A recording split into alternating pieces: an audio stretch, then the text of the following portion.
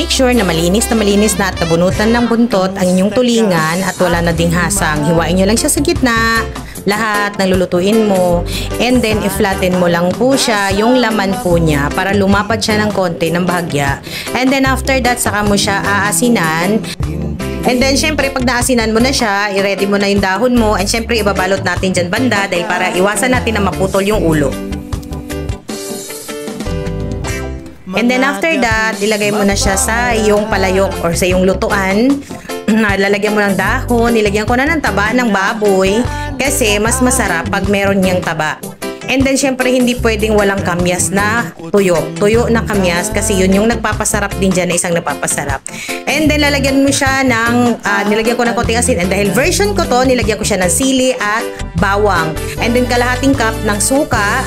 Tapos yung tubig na enough lang doon sa isda na maano lang lahat yung isda. And then takpan mo na siya for 15 minutes. Pag kumulo na yan, dyan mo na siya simulang pahinaan ng apoy na sobrang mahina nang lutuin mo siya ng isang oras or mas mahigit pa.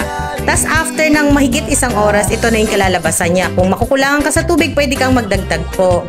And then dahil version ko to uli, so syempre after 1 hour, syempre naglagay ako ng gata. Kasi version ko nga. Pero kung gusto nyo tumagal, gusto nyo pang patagalin, marami kayong lulutuin or ibebenta nyo, huwag nyo na pong lagyan ng gata. Ito ay kakainin lang naman namin.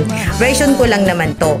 And then after that, na nalagyan mo na siya ng gata, pakukuluin muli siya ng isang oras pa or mahigit isang oras ng pagluto mo. And then after that 1 hour mahigit, ito na yung kalalabasan niya. And then uli, sasabihin ko dahil version ko to, meron akong nilagay uli na talong. Okay, pang patanggal umay lang naman. So kung hindi nyo naman siya kayang kainin ng isang kainan lang, wag na kayong maglagay ng talong. Kung pang matagalan uli, okay po.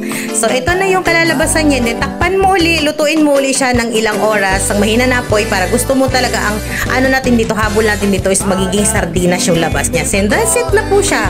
Sobrang lambot na nito.